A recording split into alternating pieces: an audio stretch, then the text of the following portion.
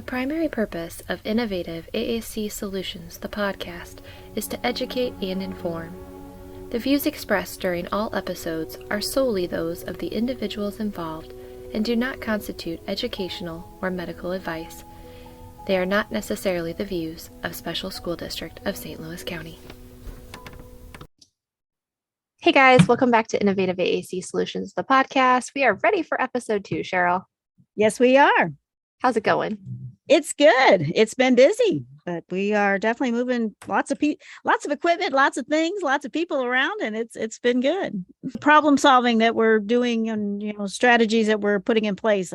It's all for the benefit of the kids, and their teams are going to be so much more comfortable and more successful because of it. But it just seems like everybody needs me at the same time. So that's the cloning thing. Can you figure out how to do that quicker? I'm working on it. Speaking of cloning and troubleshooting and problem solving, I am troubleshooting and problem solving the fact that on my regular computer, I don't have video on my Zoom. So switching over today, but unfortunately I can't switch my Zoom background so that we can continue our fun little game that we've been playing so far where everyone's picking and telling us the Zoom background.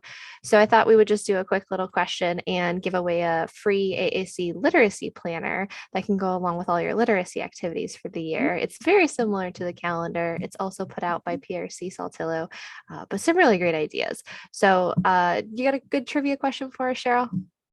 Well, let's see. We always seem to have the question or the concern about AAC interfering with communication being a verbal mode. Like our kids aren't going to talk if they have AAC. I wonder what people would say. Is that true or is that false? Love it. Okay, so you guys let us know. The first person to email Cheryl or I and let us know, does AAC inhibit speech? True or false? Let us know. We'll give you a PRC planner for literacy when you email us the right answer. But in other news, you have a fun find this week, Cheryl? I do. What you got? I'm going to pull up. So this is another Facebook group that I follow. They're called Chickadee AAC, and they have been doing some different. Every Monday they have a different mini goal that they're working with. So this was, I thought, a really interesting one for helping all of us that are sensory wise. A lot of our kids need movement. I need movement. Laura, you've heard me creaking as I stand up from my desk, haven't you? So the idea of moving around can help everybody. But this type of situation that we're looking at the moment is our kiddos that need to be moving. They want to get out of the room. And sometimes it is because they really don't want to do what we're doing in the room. So I appreciate the fact that they're advocating for themselves by, now let's do something. But my thing, and I've talked about it for years now, let's make the movement, let's make this the opportunity to do something different also communication, not just walk the halls or not just step outside. So I appreciated the fact that they put some bullet points here, and they said, so use movement breaks as learning opportunities. Hang pictures of target vocabulary or motivating topics on the walls. Ask as you walk through the halls with your student or around your home with your child, talk about the vocabulary and then make a list of words and turn it into a scavenger hunt. So I don't know if you remember, Laura, but a few years back, and we can still pull it back up. It's everything that we've ever done is still in our computers, but it's just a matter of, I haven't looked at it in a while, but I did like a scavenger hunt where you could put pictures like a birthday theme or something. Ideally, somebody goes out ahead and tapes them to the wall or puts them in the office. And then that's part of our routine for the student to go in and find those things and talk about those things. They can have a checklist where they're looking for, and this is what, they need to do. I did one with Pokemon when Pokemon Go was big. We were looking for the Pokemon characters. But the point being, you can have so much going on and the students getting their break and they're getting some movement, but we're also spending that time communicating. So I wanted to make sure everybody thought about that. Yeah, I love that. And we know that we all need movement, right, to help us regulate. And so that should be an opportunity for us to not forget about AAC. And I like how on here too, that doesn't say that they have to say it, right? This isn't another demand on the student. This is just to kind of make language visible in their environment and a way for us to give them input strategies to support their learning. Good. Super Wow, fun find. great. Okay. Mine is what I think is an amazing resource that I actually got through an email listserv from Rachel Madel, and she shares a lot of good resources. But this one in particular, I think, is really helpful for the start of the year. So let me share my screen. It's essentially, we've shared similar versions to this, but I really like the layout of this one. This is a really good one to share with parents, or if a student's transitioning as an upcoming transition, or if they just transition to you. This is an all about me template that I created from an example that Rachel shared out. And ideally, you would put the student's information and their picture here, give a little blurb about the student, their strengths, what works, what doesn't work. And this is different than something you might find in the IEP, right? We talk about their strengths and what they benefit from, but what do we know? What works or what's going to set them off and things we want to avoid right from the get-go? Let's learn from the past and let's learn their nuance needs and strengths and really like hone in on those and continue to grow. So it's got the parent vision too, which I think is really, really great because what are the parent goals for the year? Like maybe they're listed in the IEP, but maybe they're not, or maybe they've shifted over the summer. Emergency contacts, which again can be great for communication purposes, the IEP accommodations, and then what devices they have, like what is their hardware, and this could be more than one thing. So I just really like the layout of this. I think it can be really helpful for sharing information. So we will share this in the show notes too. That's great. And I like the fact, like I said, you update it as you need to. It's not meant to be set in stone. Yeah, Good. and it's a Google Doc, right? So like you don't have to reinvent the wheel every year. You can just update it. Yeah, good. No, I like that. Speaking of updating things from year to year and, thinking about just kind of thinking about things through a different lens and maybe a parent perspective. Do you know anyone, Cheryl, that has shared, like, I'm kind of thinking maybe we have someone on who has both a parent perspective and an SLP perspective. We haven't really done that yet. What a coincidence, Laura, that you would bring that up. Yes, we do. We do. Oh, great. We do. I had the opportunity to spend some time with Cari Ebert. It's her company's called Cari Ebert Seminars. She lives in Kansas City, Missouri. So I'm planning a road trip one of these days. Found her on social media and definitely fell in love with the way she presents things. She specialty wise, her emphasis is on early childhood and childhood apraxia speech is the thing that she's does a lot of presentations on. But then part of that also is she wants to support augmentative communication and get it started as early as possible. So we talked about that. So wonderful for our format for our podcast. But the other thing is she has a son. Her son's name is Aaron, which we share that. My son is also an Aaron, and he has autism.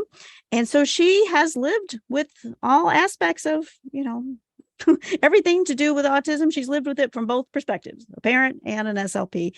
But she talks about how much she's learned from him and how much his life has, helped her be a better SLP.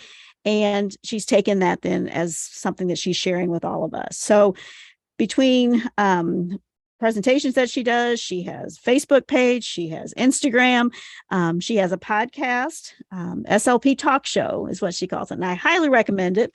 It's her and her husband. And that's what they run the company together. So he's her support for the company stuff too, but he is on the interview and she's just chatting. She's just talking about different things, but he's also then kind of her sounding board and, maybe asking a question so that you get another, person's kind of perspective on things rather than it just being her kind of a lecture format. So anyway, they're a great combination and they're fun. And I enjoy, the time that I get to spend listening to them. But she spent time with me this summer and I am so grateful that we are going to get to share Cari Ebert with you guys. All right, guys, sit back and relax and listen to our interview with Cari Ebert.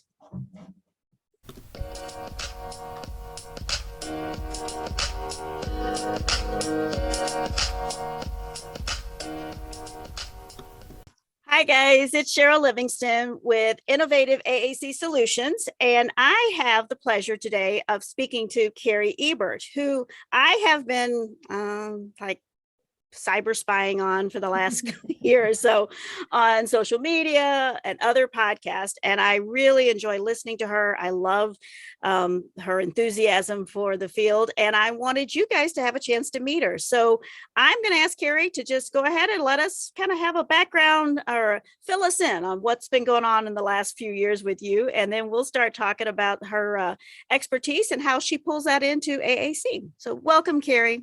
Thank you so much for having me. I am honored to be a guest on your podcast. I have been a speech language pathologist for, 26 years now, and over 20 years of that has been spent in early intervention. So I am very passionate about the birth to three world, about partnering with parents, coaching, parent coaching. So that's where my real passion is. But as a pediatric speech language pathologist, I have been also very motivated to learn as much as possible about supporting autistic children and children with childhood apraxia of speech. And that kind of stems from some of my personal experiences. I don't know if you want me to kind of talk about that. Yeah, go ahead and get into that. I've asked her to kind of share how her personal experiences have also affected her profession. So let's go ahead and talk about Mr. Aaron. Yeah. So my husband, Jim, and I have three children. We have two neurotypical daughters who are now graduated college, out of the house. So they're kind of on their own. And then we have a 17-year-old son named Aaron, and Aaron is autistic. He was given a provisional diagnosis of autism by his pediatrician a little bit after his second birthday. And as a speech language pathologist, I recognized the childhood apraxia of speech very early on as well.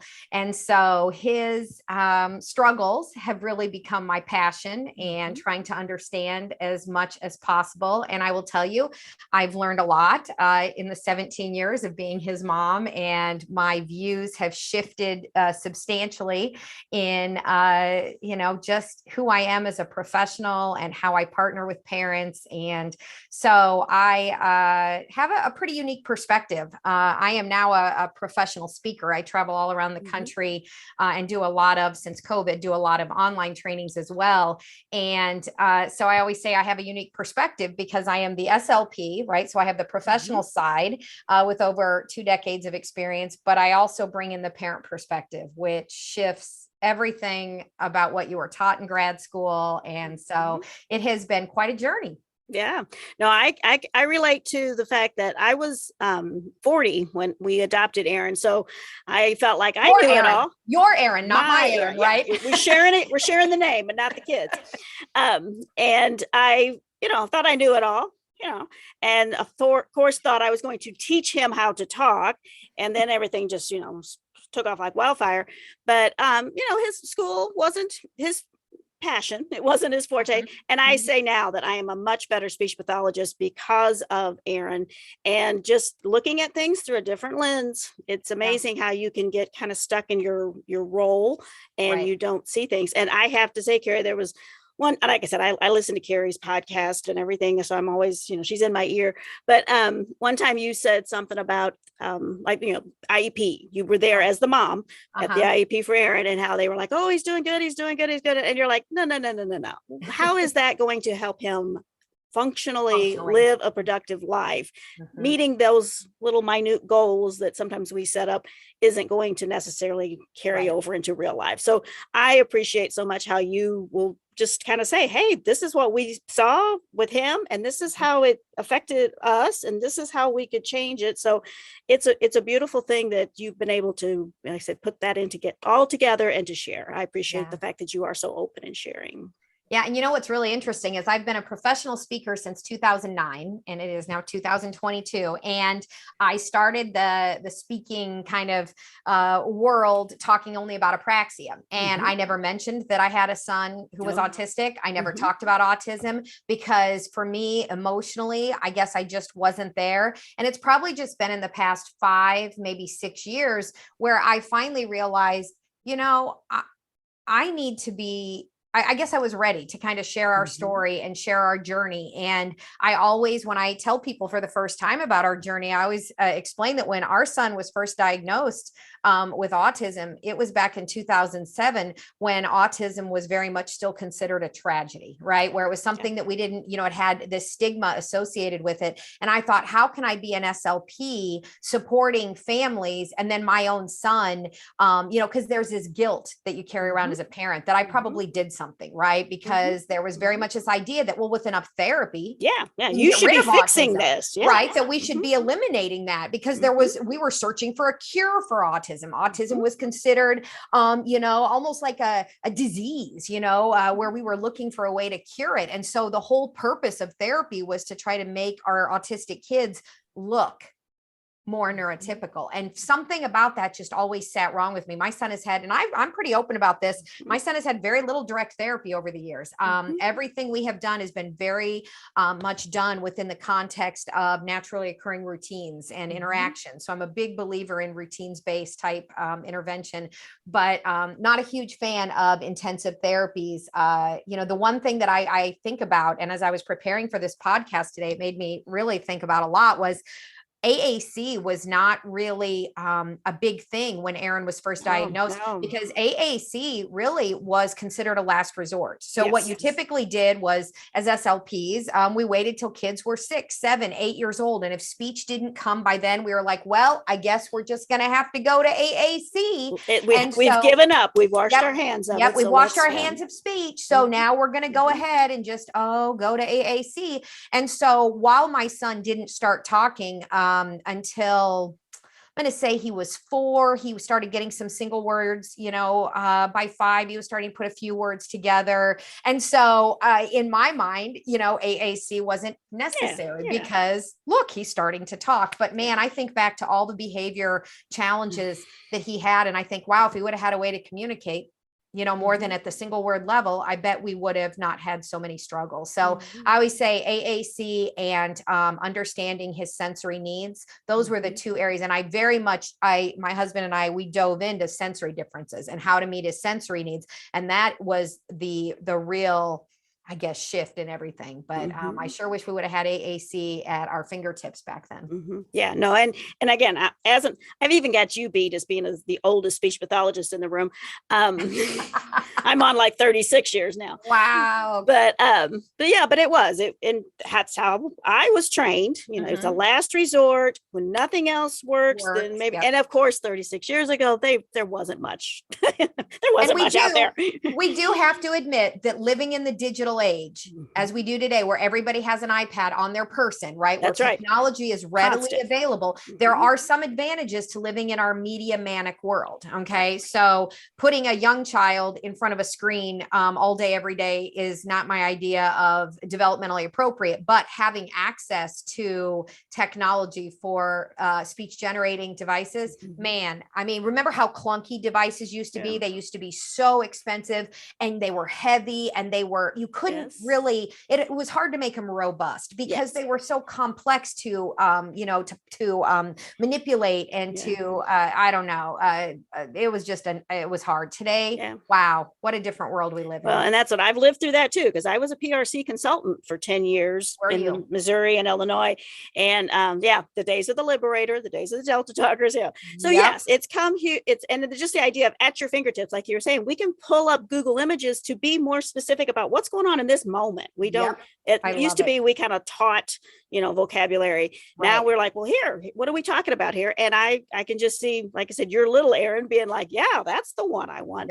You've shared, he has passions. He has enthusiasms that he loves. So, and those were always there, I'm sure. He just couldn't express it to you guys like he does now. So, and that's what, again, just to reiterate, he has, from the way you've described your guys' lives, he's come so far and he's doing so well.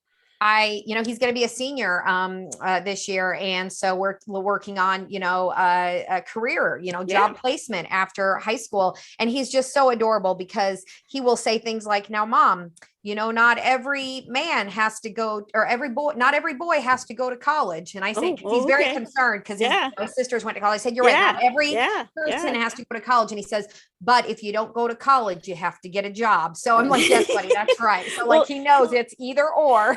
Yeah. Is he working at the zoo? You mentioned he's working at the zoo, and he loves, one of his real deep interests is wild animals. So our issue is, I also live in Missouri. So are you near St. Louis? Is that right? Yeah. We're just a little suburb outside of the St. Louis city. Yeah. St. Louis You're County. the other side of the state. I'm in Kansas City, which is the far opposite end of the state. But man, our weather has been hot this summer. 100, 101, 102 is what they're predicting 102 this week for us too. Yeah. So he works outside at the zoo, and 3 times now he's gotten employee of the day. I guess they pick an employee of the day, and he just got it again because he's the only kid who doesn't complain about the heat. I know he's hot, but they said he is a go-getter. He's willing to do whatever, and he never like mopes around and complains.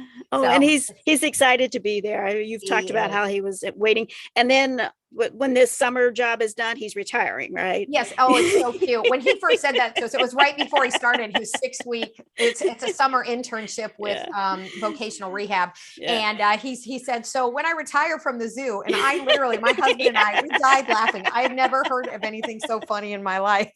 So he uses that term still. Well, Mom, when I retire, I want to do X, Y, and Z before school starts. So I'm like, yes, buddy, when you retire. And I love that because, like I said, that's on my mind as far as. So, and I say, when I retire, I'm not quitting work, I'm changing jobs. But that's exactly right. Aaron and I are on the same wavelength. Yes, we're just waiting for that day. But that was, I just, when you said that on the podcast, I just burst out laughing. I thought, well, that's what he's hearing people talk about. So back to the fact that I love, again, how you have taken your experiences and you've shared them with us. What would you say as far as, before we get into the Apraxia information, mom to mom, if you're meeting a new mom with a diagnosis that you're like, what's the little bit of just 2 cents that you could share that would maybe help them feel less stressed, less anxious? Yeah. It's hard to think of just one thing. I think regardless of a diagnosis, any diagnosis, right, of any kind, it's just important to remember that you need to love and accept the child in front of you, not the child that the world thinks you should have, right? So whether it is apraxia of speech and your child is struggling with spoken language development, whether it's autism, which is a different neurotype, which means your child learns, communicates, interacts with the world, socializes differently than other children do. Whatever that diagnosis is, it's just very important to, again, love and accept them for who they are. They're not a mistake. So it's about really embracing who they are and helping them to become the best version of themselves, not the version that the world suggests, that you should have. So it's easier said than done. I think of, back to when Aaron was very young and he didn't sleep through the night and his behaviors were very difficult to deal with out in the community. And I remember some days my husband and I saying, how are we going to do this? And how grateful I am that my husband and I were able to stay together, because so many times, marriages fall apart. And so it's been a journey, but we look back and we think, wow, look where he is at. I would have never, my motto with Aaron, and I even put this in my autism book, in my, in kind of the preface is, what Aaron has taught me is this: forward is forward, no matter the speed. Right. It doesn't matter. That's why I don't encourage parents. Probably the best advice I'd give a parent, though, is stop looking at developmental milestone checklists.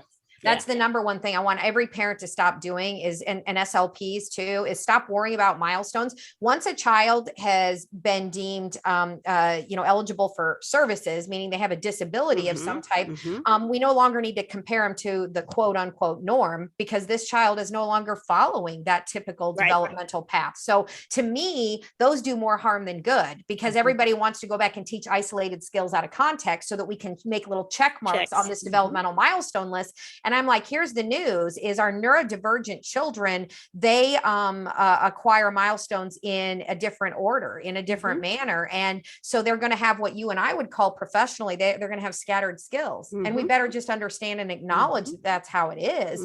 And so, yeah, it's really hard because what do doctors look at? Pediatricians, milestone checklist. You go for an evaluation with your SLP. What are they going to look at? Milestone checklist. And yet I tell parents, those are just to determine eligibility. Once your child has been deemed eligible for any special service, we're going to not look at those anymore, right? We're going to look at how to help your child develop functional, meaningful, relevant skills. And that's what leads then to, so as a parent to parent, but now SLP to SLPs, teachers, paras, administration. That's what I've also been so excited about is I love how you nicely, you're not being mean, but you nicely on your post, Facebook, Instagram, all of it. It's just like, guys, why aren't you doing play-based therapy? Why aren't you doing child-led therapy? Why aren't you, taking that moment and making that connection? So like, and then that's what I say back to the parent part of it is like, yes, that's what the parents are bombarded with is what we as the teams, the school-based is where I'm, because that's what our group is primarily. That's where we start getting all not always the best, It is hard. And, part of my growth, I would say, in the past few years has been really understanding the difference between the medical model of disability and more of a social model of disability, which, moving away from, oh gosh, all of our kids that you and I work with, they have, we need to fix their deficits. We need to fix them as though they were broken, and so I always try to reiterate that we should be really looking more at the social model of disability and understanding that we need to recognize that there are children who learn differently, right? Children who communicate differently, children who process sensory input differently. And it doesn't mean they're wrong. It doesn't mean they're broken. It means we need to understand how they learn and then shift our teaching style, shift our therapy style, shift our parenting style to meet that child's individual needs, right? And help them become the best version of themselves that they can become.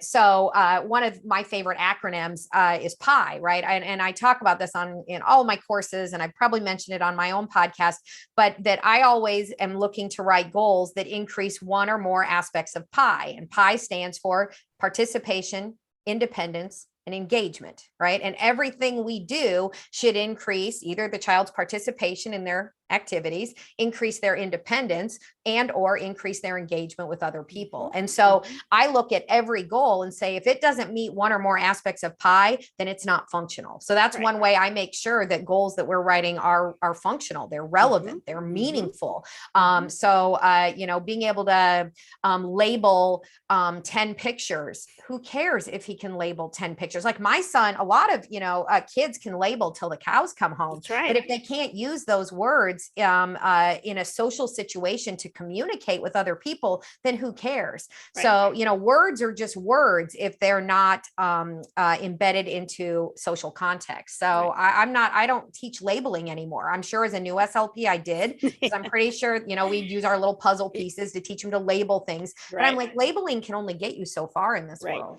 Right. And that's what I said, that each of these students that we're supporting to have strengths. They have things that we should be focusing on to build on, rather than just like I said, oh, we've got a problem, we got to fix it. Right. Because what did we used to do? We used to say, let's fix deficits. Now the framework we should be coming from is we need to focus on the child's strengths and interests and build off of strengths and interests instead of fixing deficits. So it has been a huge mind shift for me as an SLP to just look more coming from this strengths base, even whether it's not just autism, but, kids with apraxia, I don't care, kids with CP, I don't care what the diagnosis is, you better be able to identify the child's strengths. I was consulting with a school district a few months ago, and this child has, to say challenging behaviors is a nice way of saying it. I mean, I'm talking hitting, biting, fecal smearing, you know what I mean? And this is like a 12-year-old, So anyway, significant behaviors in the school setting. And when I sat around, I observed for a few hours. And then after school, the team and I sat around a table. And the first question I asked is,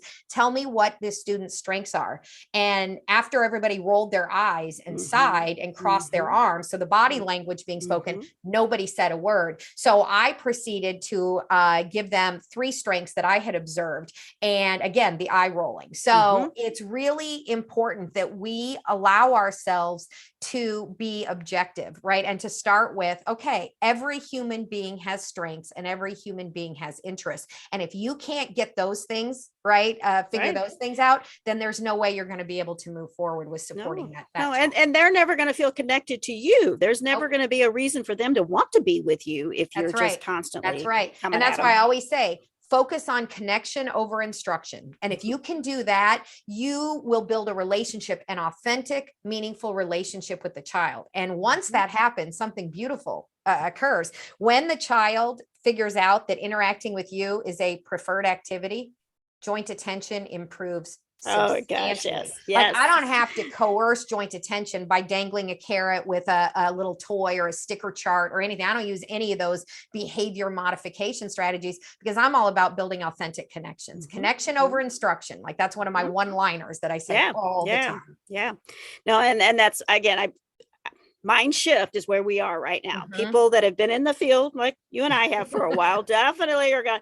So I'm hoping these new people, the new SLPs coming up have already know this stuff, but it's not a given. I don't know. No, but I hope that they're getting trained more in the social model of disability and, recognizing that there are ways to address a child struggles through strengths and interests, child-led therapy, as opposed to, hey, I've got this agenda, this lesson plan, and I don't care what you're interested in, but we're going to do it my way. Right? No, my schedule says. Exactly. Well, and I love you've talked about, when you're going with your early intervention and you were doing home-based therapy, like first steps is what we call here in Missouri, how you had your bag and your stuff and you had, and then it was like, wait a minute. When I leave, my stuff goes with me. So how, and the parents would walk away, like you said, they had something else they needed to take care of. So you've changed and I know there's one whole episode on your SLP talk show that you talked about.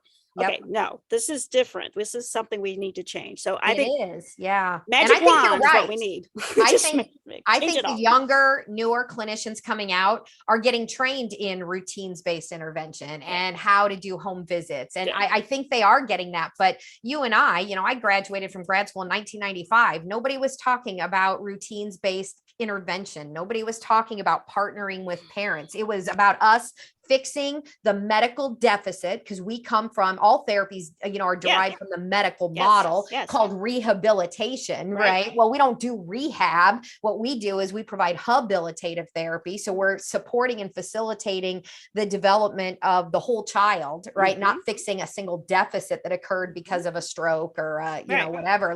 So it's just really hard when you come from a field that is driven by the medical model. And then we say, no, we're dealing with the developing nervous system. We're dealing with the whole child, right? Not just, and as SLPs, it's not just the hole in the head, it's the whole WHOLE child, right? Not just, so. Every aspect. And again, confession here. I was an SLP in St. Luke's Hospital here in St. Louis for 10 years. That's where I did my CFY. Well, and actually did that at United Cerebral Palsy. Then I went to St. Luke's for 10 years. Then I went to PRC. But I did. I fixed people that had strokes. But anyway, you're right. Everything gets blurred. Everything gets intermingled, and it's not for the best. So So let's talk about childhood apraxia. So you mentioned that you've been working with this for several years. What's the passion? How does that all come about for you as far as that specialty? Yeah. So childhood apraxia of speech is something that, as an early intervention provider, I was working with quite a few children who seemed to understand everything. Receptive language was very, very strong, but these kids could not talk to save their life. They could not find their voice. And yet they were very communicative. They were gesturing, they were pantomiming, they were really communicating quite effectively, but they just couldn't seem to turn their motor on. And so I got very interested in this kind of somehow just in the Kansas City area, as back then I was a full-time early intervention intervention provider, I kind of just became known as the person who could really support these kids with suspected childhood apraxia of speech. I wasn't going around diagnosing them, these toddlers, these 18, 20-month-old little ones, but I was pretty effective in helping them become communication risk takers and helping them find their voice. And so I started getting mostly the kids referred to me who kind of had that profile, and then other early intervention providers in both Kansas and Missouri started asking for me to come and see some of their kids and help them. And so I just kind of became, it was interesting how I kind of fell into it, but I have always had a passion for working with toddlers. Just in general, toddlers are my jam. I mean, the younger, the better. I love them. I would love to start with them about 12 months old if, but 15 months, 18 months is usually when I would start getting them. And so I don't know, I just started doing more and more research on it. And in 2007, ASHA came out with a technical report on childhood apraxia of speech. And until that point, we really didn't even have a name for it. We just called it verbal or developmental dyspraxia. We really didn't have good names for it or anything. So I wrote a whole course for it and started traveling around the country in 2009. And then I was asked to co-author the SLP's Guide to Treating Childhood Apraxia of Speech with the amazing Dave Hammer, who is an apraxia specialist. And it's all just sort of taken off from there. But my passion is still creating communication risk takers, because we have to get everybody to stop saying, say ball, say dog, say cow, say. Telling kids to say words isn't a strategy that helps. And so I have a whole kind of little, strategic approach for supporting children who really have difficulty motor planning those precise movements that are necessary for speech. And that's what you've developed products. I know I've seen Lots your of products, yeah. silly sounds cards Silly and things sounds. like that. But again, that's that connection piece that we were just talking about. If they can be having fun, because I always want people to appreciate too that, those kiddos that are struggling, they know they're struggling. Oh, the awareness. It's not that apraxia is there. Yeah. So the more you're hammering at them to say or do or put your tongue here, and that just reiterates that anxiety and that stress. So I love how it's fun.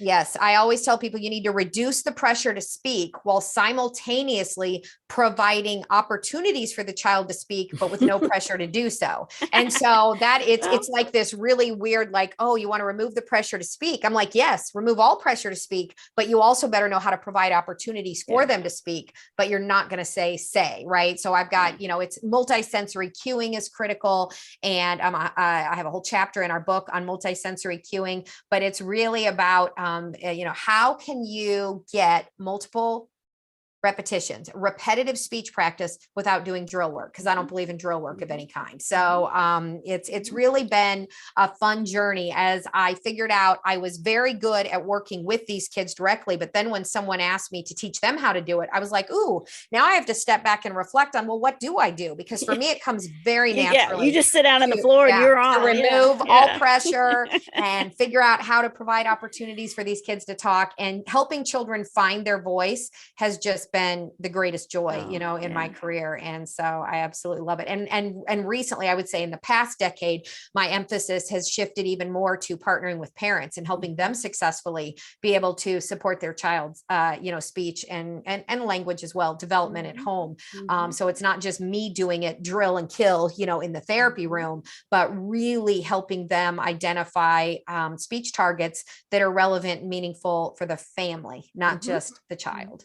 And that all carries over to AAC. That's what we're constantly preaching, that our kids, and we are, and I admit, got some guilt here too, of, we're going to teach them where these words are so they can request. Requesting has been overdone. Yep. And it was drill. It was definitely drill and kill. And it was just because I say this is our word list for today, not because it's something that's motivating. So that's what we're constantly saying, don't expect them to provide the opportunities, engage, be a part of what's going on, but don't make that the pressure that they have to respond. Absolutely. And how quickly and like, so we talk about AAC as far as miss hits and things like that's okay. That's them finding Absolutely. it. That's them being curious, but we have a tendency to mark plus and minuses. So, oh, yes, we do. So that's where it gets really complex. Mhm. So yeah, as far as, so what is your, like, when you're talking about your support materials and stuff, you're talking itty bitties all the way. I mean, there's not an inline that you're trying to shoot for. I mean, well, when we talk about Apraxia, when we talk about AAC, I mean, there's no age limit to any of that. I specialize in, birth to 5 is where my real passion is, but I have recently in the past few years started consulting with elementary schools and, supporting older students as well. And so I'm learning a lot, when you start working with older kids, you have to be more concerned about literacy and AAC and, that robust vocabulary is absolutely essential. But I still maintain that if the child has any motor planning challenges at all, you can't be changing where the icons are. You can't be changing where the buttons are. We've got to build a motor plan and we have to stick to it. And so as we work with older students, older kids who have a lot more to say, if you will, who have a lot more language. Right. And combining language. It's a lot different when you're working with a 20-month-old, versus let's say a 3rd grader. So we have to be very cognizant of that. So I will always, give that up to the AAC specialist, who works with those older students. But when it comes to the tiny humans that I support, I just want to make sure that it is above and beyond just requesting. I think the true PECS was like the big thing when I first got out of grad school. And really that aims to teach requesting, at least in the earlier, very beginning. Right. And so I think that people call a lot of things PECS when it's just using picture communication, and so I don't want to encourage use of anything that overemphasizes requesting over the other uses, functions of language. Yeah.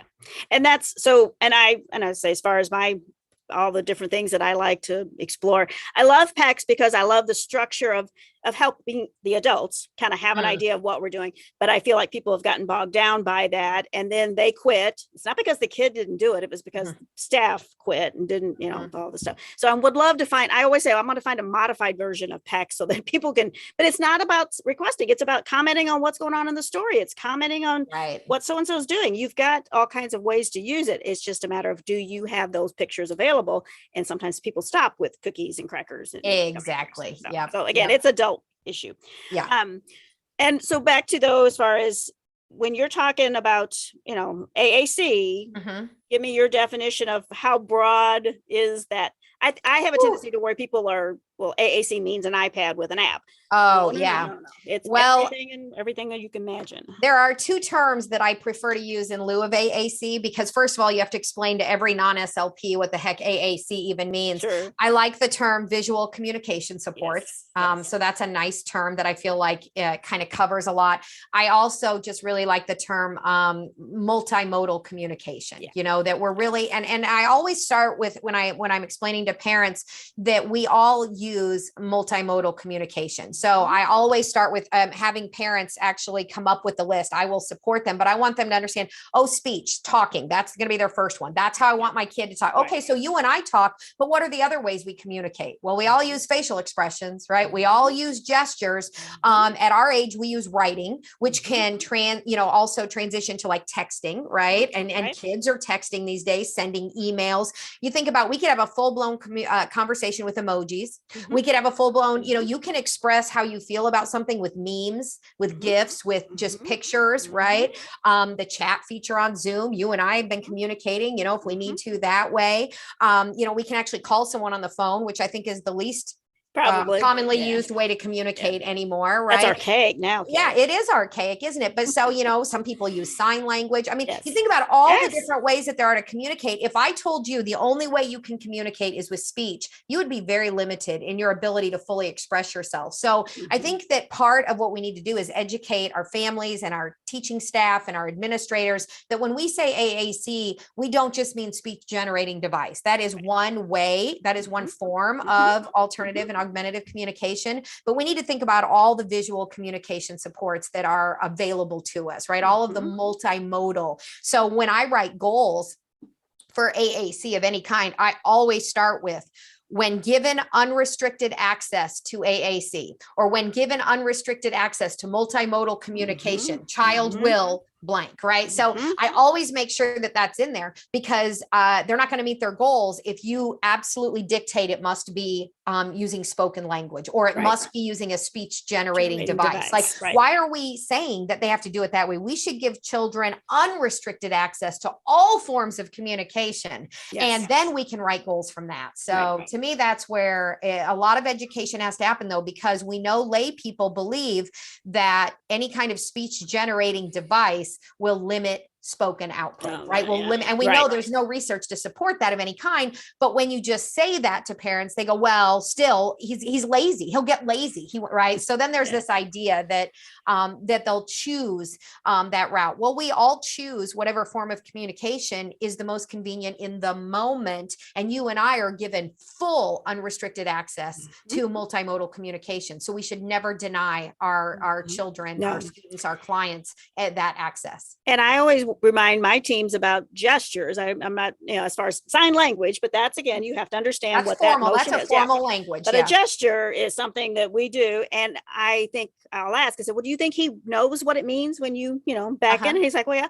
I said, but when does he get a chance to beckon you? So we have to set up those scenarios to help our kids see that it's something they can do. I love that you say that. Yeah. I'm sorry to interrupt you, but one of the first things I teach every little tiny human that I support is I teach them, come on, with a big gesture, because they're always pulling on their parent's arm or pulling on their sleeve or pulling on their pants. And I'm like, you want dad to come on, dad. So I do that co-articulation, come on, not come on, but I teach them, come on, mon. Usually it comes out as mon, but I use parent with that huge gesture, right? With the arm, summoning their caregiver or summoning their dog or summoning their brother, come on. And so when it's done in the context of, that activity that's relevant and meaningful to the child, it's amazing to watch them like kind of light bulb, like it clicks, like, oh, I thought you were going to tell me, say, come on, mom, come, because that's what SLP or please come with me, mother, right. Yes. Will you come with me now? So anyways, I love that so much. Yeah. But it's the idea that I think, and I'm assuming here that we as adults, well, he already knows that. He knows that. No, I teach something. We have to teach. We are teachers. So, but we set up scenarios. So it's not a rigid teaching process. It's a scenario. It's an interaction. It's a connection. It's opportunities, right? Providing communicative opportunities. Yeah. And if you sit and watch that kid, there's a lot of times they are doing things that are just kind of on their own, but we don't acknowledge, we don't reinforce. Here's an example I'd love to share. If I were to ask a child, or let's say I were to make a comment and I were to say, let's go outside. And, how would you know if the child understood? Let's say, this is, we want them to give an unrestricted access. We want them to respond in some way. So some kids, if they understood you, or maybe we asked them, do you want to go outside and play? Maybe we ask them a question. Do you want to go outside and play? And we want them to give us a specified response. We've determined it has to be on the AAC device, or it has to be verbal or whatever. Well, no, we should document how they communicate, because some kids will just get excited and maybe run to the door, right? Some kids may actually make joint attention, may look at you, may look at the door and look back at you, right? Some kids might answer you and say, outside, right? Some kids may go and get their shoes. Some kids may just do the happy dance. I mean, we can't assume that we know how the child's going to, which modality that the child is going to use to respond. We need to be observant and document which modality the child used to respond. So that's why when we write goals, they shouldn't be child will answer questions with their speech generating device, 8 out of 10 opportunities. No. It's when given unrestricted access to multimodal communication, child will respond to questions directives, whatever, however you want to word it, right? Yeah. It's not deciding ahead of time which modality they're going to use. And that's where we back ourselves into a corner, because we're basically then saying, oh, well, he didn't do it the way I wrote the goal, so I'm not acknowledging that mode of communication. That's wrong. We are communication specialists, right? Communication. So all forms are valid. And that's what I always try to remind everybody. All forms of communication are valid. Speech does not trump any other form of communication. Right. But again, that's old school. We got to fix, because it's ingrained into us. Somehow that was conveyed. I don't know exactly how that happened. Yeah. And the idea of Jeff, like we were talking about as far as in opportunities, that's what it gets back to the child-led and the play-based. And, the kids are going to do things because they're enjoying it. And you're going to get more information from that versus sitting around the little kidney table. And right. Yeah. When I become king of the world, I'm going to, redo education anyway. So Absolutely. All right. So tell us more about your products. I want to make sure people know what you have. Well, I have a couple books, therapy books. I have my Apraxia book called The SLP's Guide to Treating Childhood Apraxia of Speech. I have the Learning to Learn program, which is an assessment and therapy program for early intervention providers who are working with very young children. It's all about building relationships. And then I have all my visual cue cards. I have, I think, 7 or 8 different sets. They are visual cue cards. They're not flashcards. They're not meant to be used in drill work, but we have a lot of evidence that shows that when children see movement, so we want them looking at our mouths when we're talking. And so when we hold visual cue cards next to our mouth, it draws the child's attention to how we move our lips, tongue, and jaw. And so all of my visual cue cards are designed there's not a lot of craziness on the pictures. They're very simplistic. They're captivating, and kids respond very well to them, but they're held next to the speaker's mouth, and it helps draw the child's attention to how we move our articulator. So I have a lot of Apraxia handouts for parents that therapists can use, available on my website, that help explain what Apraxia is. I have autism handouts. So I took advantage of the pandemic when I was basically unemployed as a professional speaker. And I just wrote. I'm a writer by nature. And so I love to write and create and put things in terms that lay people can understand, right? Because as SLPs, we have our lingo, and you and I can have a conversation that absolutely goes right over the head of a lot of our families, caregivers, teachers. So it's being able to explain it in a way that's meaningful. Yeah, no, and that's what, again, I appreciate the fact that you've done all that and you are making stuff available. So, I will, in our podcast information, we will definitely have links to your site, but it's Cari Ebert Seminars. Correct. .com. Yes. So there's all kinds of good stuff there. As far as AAC goes, we've talked about how it really should be a part. Is there anything else that you wanted to share as far as?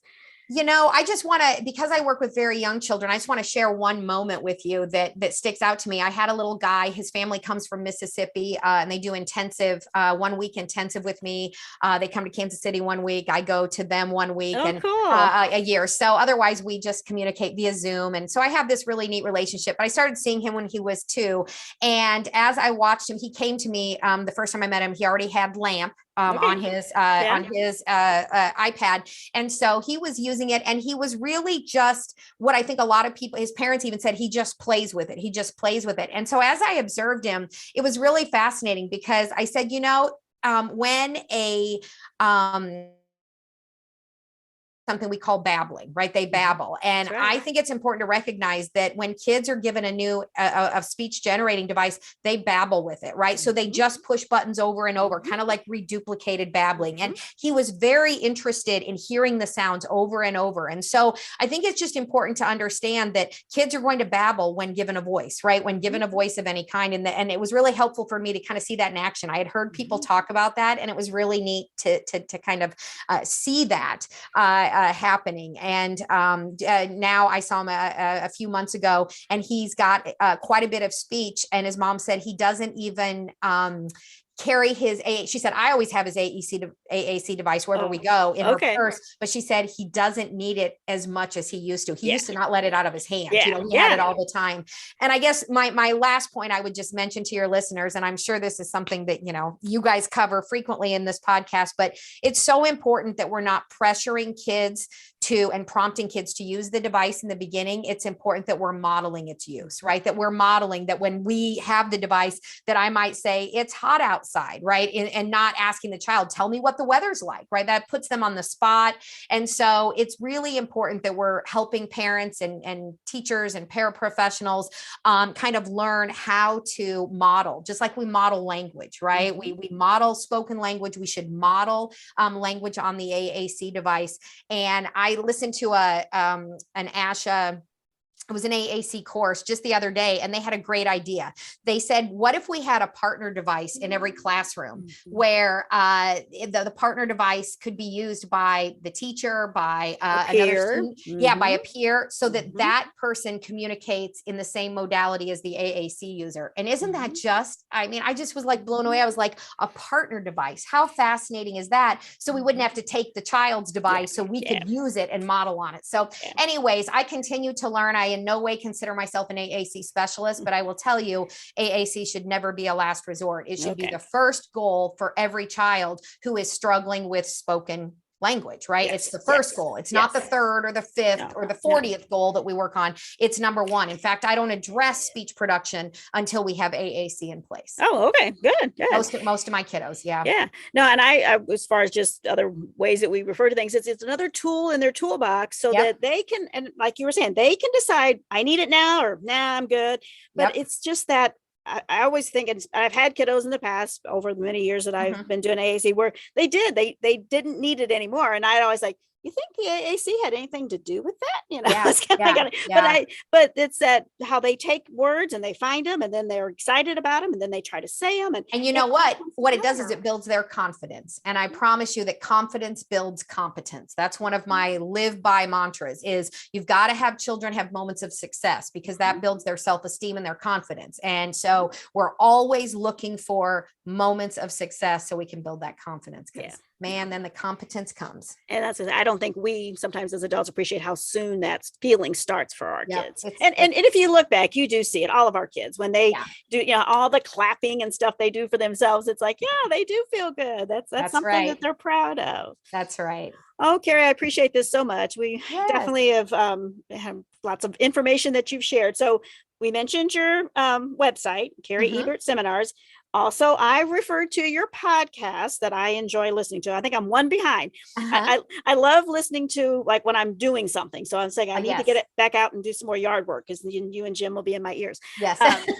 But I've got it on Spotify is where most of my, but it's called SLP Talk Show. Yes. And it's Cari and her husband, Jim. And every week you've got something interesting to talk about, but it's just short, about 30 minutes? We try to keep them. My goal was 15 minutes. Well, I talk too much. So very few of them are that short. So I would say 15, no longer than 45 minutes, but it goes fast because I wanted them to be accessible, like maybe in a commute, to work or something. So some of them are longer than others, but and it's really just my thoughts on, usually it has to do with some message somebody messaged me on, social media or a comment somebody made or an email I received. So usually it stems from something. So it's kind of random, but as an SLP, we have a huge field, don't we? So there's so many things to cover. So Well, I know one not too long ago was, Apraxia, dyspraxia, just helping us medically go through those Greek terms and figure out, because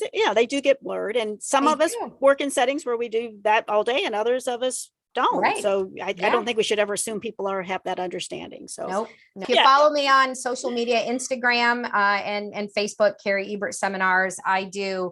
I used to do daily posts. Now that the pandemic is kind of over and I'm back in full force traveling, I do 5 or 6 posts a week, I would say though. So maybe not quite every day, but I have a lot to say. So and it's, I always think too, sometimes I have to remind myself, it's good to say it again. Yeah. Sometimes I'm like, I've already talked about that. And it's like, you didn't necessarily, if the person heard it once, it won't hurt him to hear it again. And it That's could be right. that person didn't hear the first one. So it's That's good to do right. that. So, all right. Well, Cari, thank you. Like I said, we've given people a way to get in touch with you. And I hope maybe we can actually see you come to St. Louis. I would love to meet you in person. Yes, yes. I would be honored to speak in my home state. That would be phenomenal. Great. So, like I said, as far as my niche here at SSD is the AAC part of it, but I definitely think this will help us to spread the word. Awesome. And if Aaron wants to come to the St. Louis Zoo, let me know. Not this week. I don't want the 102 days. Oh, no, we'll wait till it's fall. He loves the zoo more than probably any place. So thank you so much for having me on. I appreciate it. All right. You guys take care and we'll talk to you later. Bye-bye. Bye.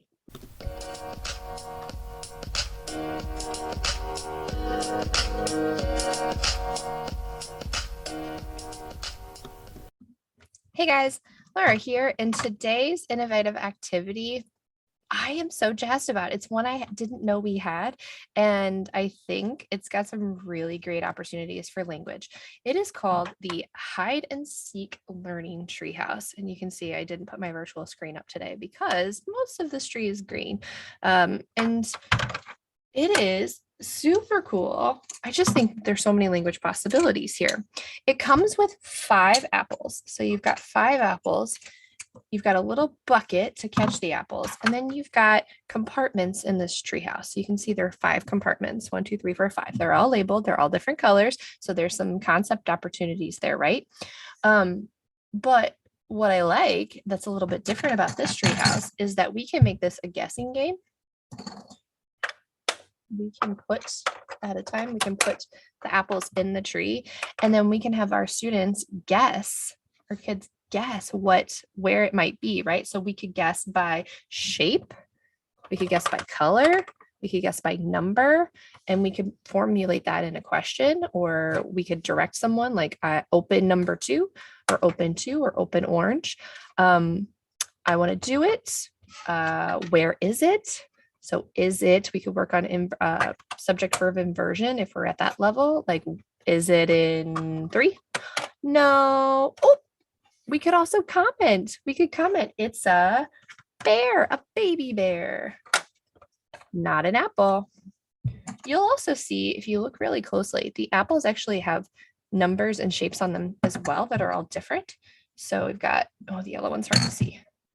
The orange one's better. You've got two rectangles here, and that actually can match if you wanted to match color or shapes, but doesn't have to, right? So if we keep looking, not there, not here, it's a raccoon. We could describe the raccoon, could close it up, take another turn, could direct someone like I go, you go. Yes, it's an apple. We found it. Look, an apple. Look, Owl had the apple. Who had the apple? Owl had the apple. So we have that available to us as well to target some of those comments and directions. Here's another fun little thing though. So once I've kind of utilized that to my discretion and worked on that, I also have this fun little feature where I can direct where the apple falls. So I can put it in. I can put it in the top, and it went down and out of the mouth of the fox. If I keep the fox closed, oh no, where did it go? It's gone. Uh-oh. We could talk about that. Bummer. Oh no, it's missing. I'm sad. Where is it? Let's try again. So now, if I redirect it, goes in my bucket. Where'd it go? In. It went in. Oh man, look, it went in. We found it. So we can control that too, right? Like I do it, you do it. Turn, turn, turn, turn, turn. All those core vocabularies, all those descriptive teaching concepts. So many possibilities with this learning treehouse. I might have to pick it up for my kids because I just think it's so fun. And one last little trick or tidbit. It doesn't have to be an animal. If they get sick of these animals, why not just take a little laminated sheet of a target vocabulary word, a target sight word, any target concept that you're working on, and put 5 choices in there. So then it switches it up. So they're labeling that choice, or they're finding that choice, or they're just getting exposure to that. And you're teaching them through play, which we know that research tells us that it takes 20 opportunities versus 200 opportunities to learn something through play. It is so much faster. We want to give those opportunities to our kids in a motivating and engaging way. So the Tree Playhouse is available in the IRC. If it's not there, you can also find it from learning resources.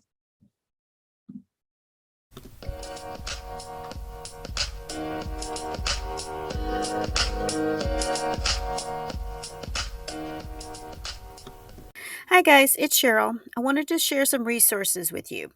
During the interview, Cari mentioned we want to emphasize and we want to really make sure everybody's thinking about the child's strengths and interests. So I found a few resources online that I want to share, and I hope they will give you some assistance in pulling those things to the surface so that we can talk about it and have a chance to build on those strengths and interests. So the first thing I found is a website called A Day in Our Shoes. It's Don't IEP Alone. So the title of this one is Your Child's Strengths, 100 example statements to swipe for your IEP. Anyway, scroll down, and if we click on it says Child Strengths Examples, then she has 126 examples here of things that you might be able to mention. And we do this during IEPs, but I'd like for us to be able to expand the number of things and choose things that we can, like I said, build on, especially when we're talking about communication. So this is a great list of all kinds of things, all kinds of kiddos that you would be supporting.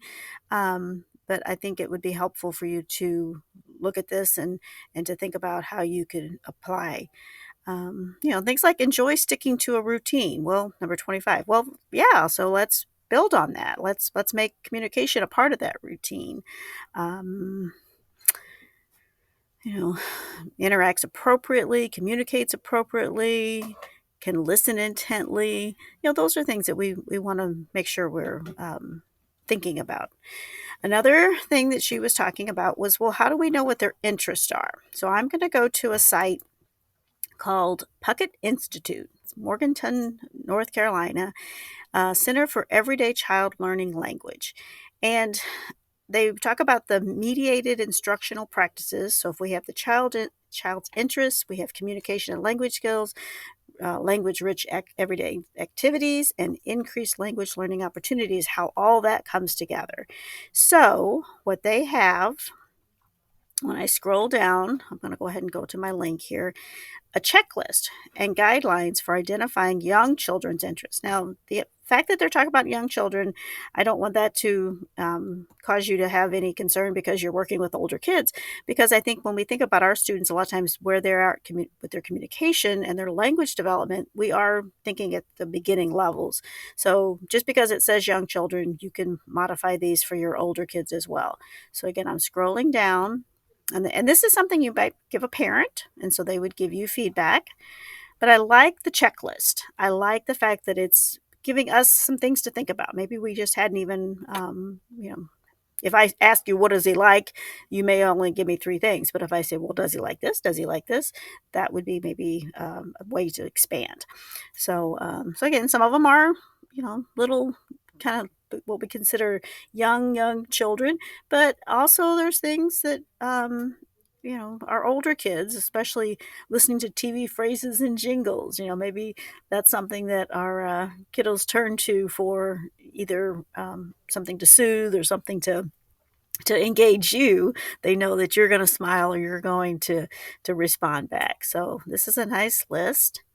Another thing that this site offered was getting in step with responsive teaching. So back to, well, what's, this term responsive teaching, but it's the whole thing of involving your child's interest, what they're wanting to be engaged with, paying attention to what they're doing and responding positively. So again, this article, and then it scroll down and there's a nice handout that talks about this. So if we practice this when we're doing therapy and when we're working with our kiddos, it'll be much easier for the students to know that you are following them. You're appreciating what they're doing. I'm going to go to one more. We've shared, I have this as far as some things that I've shared at trainings in the past, but another reinforcer checklist. And it starts with food and things like that, but then it all gets into social reinforcers and things that, like I said, if nothing else, it makes you stop and think, well, have we tried that? Have I giving him he or she an opportunity to do something with that? So it's a nice way to get us thinking about different things. And then another one is this is, scroll back up here, the Dabbling Speechy. It's her blog, her website, and she just talks about toys that are easily incorporated into language activities. So if we're doing play-based therapy, and again, when we say play, we don't mean little bitty kids. They're the only ones that get to play. All of us play. It's just a matter of what kinds of things we're doing, what kinds of activities we're involved in. But if we're playing, then that usually means we're enjoying, we're having fun, we're engaged, and we want to share, hopefully, with the communication partner. So she has a nice list here. So I'm going to share all these links so that you'll have a chance to go check them out. And again, always think about how we can pull in the students' strengths and interests into what we're doing at our school, in our schools, and how we can help the parents and the families carry that over at home.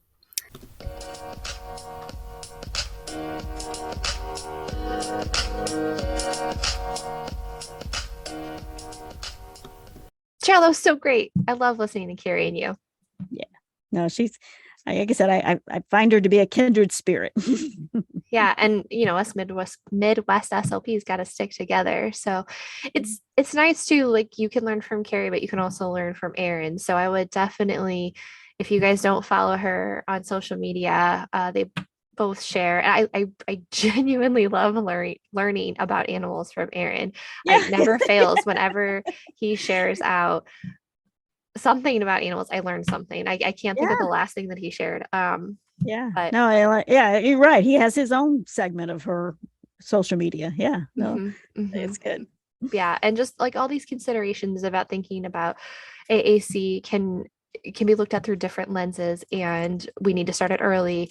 And just the idea that speech intelligibility, it can be an augmentative support. It's a tool in the toolbox that we can use for our students, and we really need to think about it as a tool with a well-rounded lens.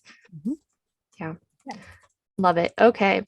Well, we hope you guys enjoyed. We hope you enjoyed the resources. We hope you enjoyed the implementation activity this week, and hang in there. I know it's a rough road this in the fall and everyone's busy, but we're thinking about you and we're here if you need us. For Innovative AAC Solutions, I'm Laura Hayes. And I'm Cheryl Livingston. Talk to you later.